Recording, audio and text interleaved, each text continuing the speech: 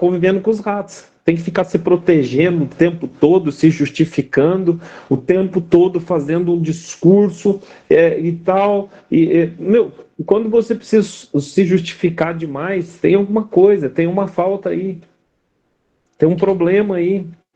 Quem é que criou esse problema? Quem que disse para você que você não ia ser nada? Por que se justifica tanto? Né? Outra coisa, aquela dificuldade de abaixar a cabeça. Agora sim, né? Vou até vou pegar o gancho de vocês aí, né? Jesus, né? Baixa a cabeça facinho, né? Como a muda é levada ao matadouro. E é interessante, eu até anotei para falar para vocês, o poder, a disputa pelo poder pode ser um ato narcísico, não é? E as pessoas podem deixar de perdoar por causa do poder. Eu perdoar, tipo, né? Logo eu. Então, tipo, a pessoa acaba se sentindo muito especial para perdoar. Né? Parece engraçado, mas. Questão cultural, né? Oi? Questão cultural. É a questão cultural, né? Sim. É mudar o orgulho. Orgulho, Sim. tem gente que fala assim, eu vou levar para o túmulo, como se aquilo fosse uma coisa de macho, de cabra raiz, entendeu? Eu vou levar, então, assim, mudar essa cultura do cabra raiz, trazer para o cabra mais Nutella, né? Porque tem uns que acham que até Sim. isso, né? Tem uns que acham até isso, isso é... Não, acho assim. Então, assim, é cultural, você mudar uma cultura é muito complicado. Isso aí. É isso aí mesmo. Wesley. Fala, guerreiro. Liga o microfone aí. Boa noite a todos, tudo bem com vocês? Tudo bem, Wesley? Seja bem-vindo. Uma semana boa. Então, é um tema interessante, muito interessante, né? Vocês sabem que eu sou pastor, né? E pastor tem que perdoar, né? Perdoar, tem que perdoar. Nego vem nas costas, dá um chute, passa o pé, você tem que perdoar. Love, né? Love. É meio difícil, gente. Eu acho assim, eu aprendi uma coisa e eu queria compartilhar com vocês, e todos nós passamos por esses momentos, não tem exceção. Mas eu aprendi que a ira, o ódio, a falta de perdão é um veneno que você toma pensando que está fazendo mal para os outros. Mas é você que está sendo. Então, eu aprendi através disso que eu tenho que perdoar rapidinho. Eu sou de uma... Eu pinto a barba de branco, entendeu? Mas eu sou um pouco mais antigo. E eu falo que eu pinto, mas é tudo natural, viu, gente? Quantas dificuldades a gente já passou? Por exemplo, adultério. Como é que a gente perdoa? E aí? Ou você adultera e a esposa te perdoa, ou ela adultera e você... Eu já ouvi tantos casos assim que eu fiquei, caramba, eles vão morrer com isso no coração. Não vão se libertar. Não é? E o perdão, como a Gilca falou, e também a Tatiane, eu acho que todos vocês pensam, não dá para a gente usar na camiseta. Bom, na camiseta dá. Perdoar como Jesus. Na camiseta dá para a gente usar. Mas perdoar como Jesus, a gente não consegue. É muito difícil. Você, por um tempo, você vai ficar magoado. Você vai ficar entristecido. O problema é você saber esse tempo, para não chegar a te fazer mal, porque vai fazer mal. E vai ser como a Gilca falou, você vai estar preso. Eu tive um caso na igreja, tinha um jovem que ele, até o nome, estão tocando em assunto de igreja, até o apelido que deram nele, começaram a chamar ele de Júnior. Júnior. Porque ele queria ser exatamente como eu. Eu sou brincalhão, pronto, eu só tenho idade, mas meu espírito, se é que dá para falar assim, eu sou muito alegre. Eu acho que isso é importante, é uma coisa que a mente, eu não deixo ela envelhecer. né? Ainda que o corpo não aguente muita coisa, mas a mente não dá para envelhecer. Então, ele pegou e eu vi que ele estava começando a criar uma versão 2 minha, né? E ele queria ser o pastor da igreja também. Aí eu falei assim, não, cara, não dá. Você tem que estudar. Você é arquiteto, você não é teólogo. Então vamos fazer teologia e você... E aí eu comecei a perceber, ele começou a fazer cafezinho na casa dele, com outras pessoas. Resultado, há 3 anos atrás ele saiu e levou um grupo da igreja e abriu uma igreja. Mesmo sem tendo... Mas isso hoje é até normal, sem tendo fazer seminário, sem nada. Bom, enfim, por 1 ano, eu não dormia com a minha esposa, não. Eu dormia com ele. Ele no meu coração ali, ó, me arrebentando. Minha vontade era pegar ele, era agora assim, pô, eu tenho que fazer alguma coisa, eu tenenho que bater. E quando eu ouvi a notícia, pô, não, isso não está certo. Depois eu falei assim, o que eu estou fazendo comigo? Né? E ainda preciso me tratar um pouco mais disso. E aí o professor vai cuidar de mim, umas 5 sessões aí, eu rasgo o verbo com ele. Mas é um veneno. E minha esposa fala assim, olha, ele está aí no seu coração, cara. Você tem que se libertar disso. É você que tem que se perdoar. Você que tem que se libertar, né? Aí eu fui na igreja dele, por ordem do pastor, novo pastor dele, pediu para mim. Eu fui lá, fiz um culto, pedi perdão para todo mundo, acabou meu problema. O problema agora é com ele. Meu problema está resolvido no meu coração. Então, assim, eu guardo isso comigo. É um veneno que a gente toma pensando que está fazendo mal para os outros. Agora, como perdoar? Isso só com o tempo. Não dá para ser da noite para o dia. E aí, quando você tem um paciente do seu lado falando que está passando por um problema que você lá dentro fala assim, está passando a mesma coisa que eu, como é que você vai fazer?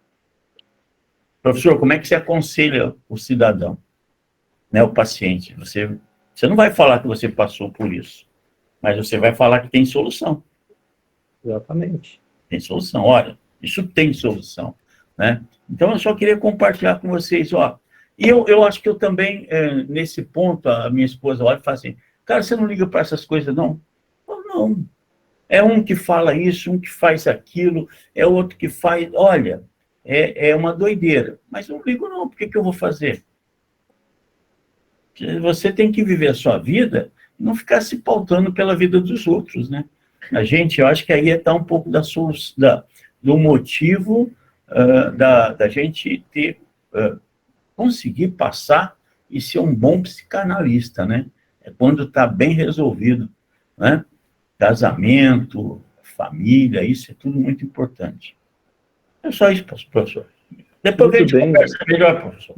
Claro. Muito bem, Luiz. Gostei de te ouvir.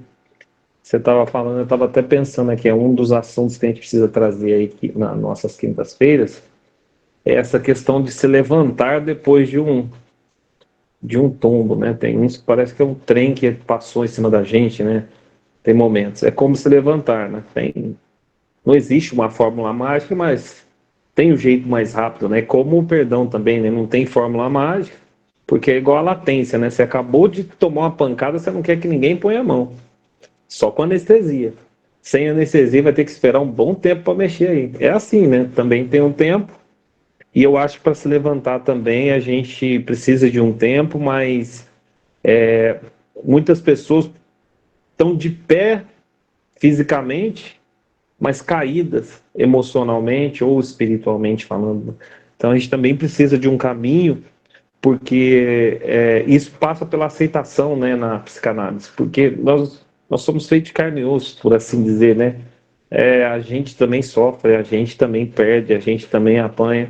E nessas horas parece que o nosso inconsciente, para nos proteger, ele nos torna um pouco vitimista, um pouco coitadista, né? Ele fala, poxa, logo com você, como se a gente fosse mais especial que os outros. E aí, depois que a gente compreende, aí tem um recomeço. E eu acho, Wesley, que a maturidade ajuda, né? Maturidade ajuda, é a experiência, né? E é isso mesmo. Vamos ouvir o Zé Fernanda. Primeira coisa que eu vou fazer, já vou aproveitar que a sessão é do perdão, vou pedir perdão, né? Porque eu cheguei atrasado. Imagina. Tem que pedir perdão para meus colegas aí. Mas muito interessante esse assunto. Esse assunto é a primeira coisa que tem que fazer no atendimento, né? Para tratar o cliente, a mim é saber como é que está essa questão aí, né? É o carro-chefe, né? E é tudo que vocês falaram aí, né? Terapêutico, libertador, é remédio para nossa alma, né? A pessoa. Só que a gente fala para as pessoas elas entendem tudo isso que a gente fala, ó, vai ser bom para ti, tu vai ser mais feliz, e a gente fala, a pessoa ela entende isso, entende todas essas coisas que a gente fala. Mas uma coisa que eu percebi é que as pessoas, no caso os clientes, e até mesmo familiar, coisa assim, as pessoas elas não têm recurso, elas não sabem o que fazer. Elas não sabem como fazer, como que eu vou me libertar dessa, qual é o passo que eu vou dar para fazer isso. Eu sei que tudo isso é bom para mim, mas as pessoas elas ficam travadas, né, nessa questão dos recursos, falta recurso hoje em dia, né? E uma das coisas que eu noto assim também, é que nem o pastor Wesley, né, falou ali, que quando ele estava com essa questão com esse colega dele, ele estava focando no lugar errado. Ele estava focando no problema. Como diz o nosso amigo, talvez o pessoal já conheça aí, nosso amigo Paulo Vieira, ele diz, aquilo que eu foco expande, né? A pessoa focou naquele problema, ele não vai melhorar, ele vai aumentar. Aquela ferida vai aumentar cada vez mais. Então E tudo isso é recurso, né? Só em falar isso para a pessoa, tu está focando no lugar errado. A pessoa, ela fica travada naquilo ali. Eu percebo que as pessoas, quando elas se deparam com essa situação de perdoar, de ficar magoada, eu percebo que a pessoa fica travada. Mas um pouco é porque ela não sabe o que fazer. Então ela fica remoendo aquilo ali dia e noite, que nem o Wesley falou, eu ia dormir com um cara de 10 anos. Ele dormiu 10 anos com a pessoa, porque ele estava travado naquilo ali. E ele pode até nos dizer que depois que o que faltou? Um ano, né? O que faltou? E por que tinha morrido? Aumentou um pouquinho, né? E por que levou um ano para tomar uma atitude? Né? O que faltou? O que não tinha, que só foi executar um ano depois? Por que não fez antes? Né? Essa é a questão que eu percebo também. E uma outra questão que eu noto também é ver se a pessoa quer, né? Porque eu já peguei pessoas que a pessoa simplesmente disse, eu não quero lidar com esse assunto, eu prefiro ficar com a mágoa. Nós vamos tratar qualquer outra coisa, vamos tratar a vida financeira, vamos tratar aqui a minha questão da minha empresa, mas eu não quero lidar com esse assunto. A pessoa não quer, não tem o que fazer. Não tem, a porta está fechada. Ela não quer. Né? Hã? Na cabeça dela dói mexer, né? Dói, ela não quer. E esse caso aí especificamente era um negócio terrível mesmo, não dá nem para falar, é terrível mesmo. Terrível. Eu não sei o que eu faria no lugar dessa pessoa. Ao ponto da gente até dar razão para ele de não, mesmo sabendo que é errado, a gente dá a razão pelo o que fizeram com ele. O que aconteceu com ele, próximo. Danado mesmo. Eu entendi. Então a grande questão é essa, as pessoas não têm recurso. Às vezes elas querem fazer, mas elas não sabem o que fazer. Hoje em dia, até fazer uma pergunta inteligente, a pessoa já se destrava, né?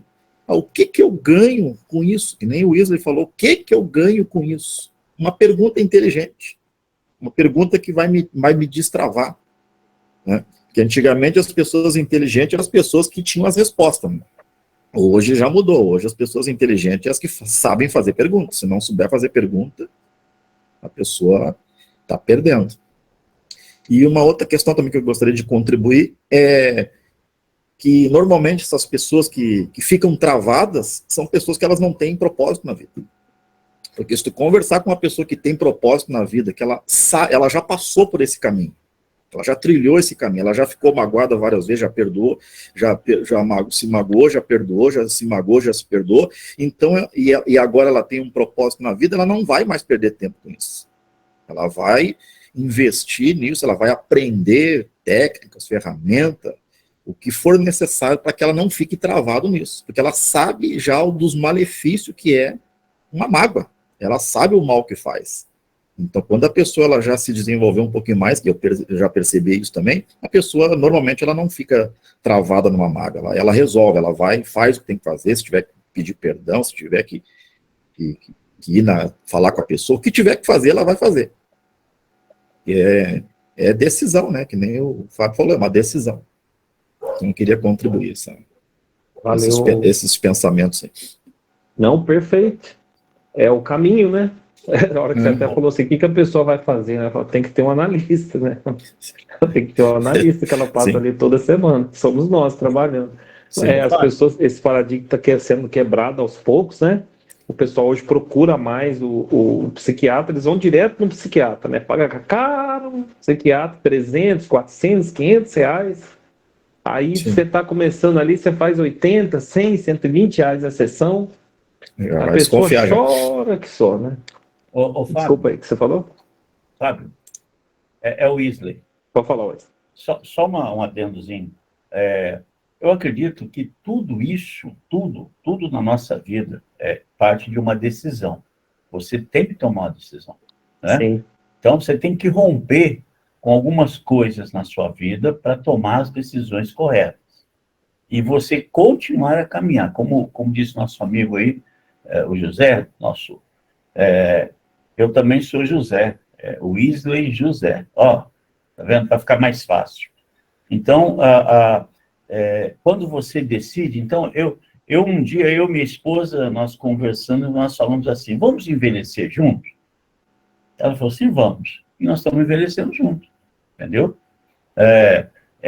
Eu decidi, perguntaram para mim, como é que você pode me explicar que o casamento o casamento de Deus, ele não termina, ele não rompe, quando o casamento tem a bênção de Deus. É simples, porque é dito assim, até que a morte vos separe. Você só vai saber quando algum de vocês dois morrer. Simples. Então, morreu, bom, nosso casamento foi abençoado, até o final nós estivemos juntos. Então, assim, tudo passa por uma decisão, né? Talvez seja um ponto também que nós temos que observar com os clientes, os pacientes, né? Olha, decisão, você tem que decidir. Lógico, depois de muitas conversas, né? Muitas sessões. Mas a outra pergunta, eu pensei que já fosse entrar cobrando R$500. 80? Rapaz, é isso aí, Wilson. Muito bem que você falou. E o pessoal é isso. Só que aí o que está acontecendo? Esse pessoal está chegando na terapia, porque eles sentam na mesa do psiquiatra, eu falo que todo dia atendendo. O que o psiquiatra faz? O cara me procura falando, a maioria, 80% de quem eu atendo já está tratando depressão, ansiedade com ansiolítico antidepressivo. Só que aí o que a pessoa fala? O psiquiatra pediu para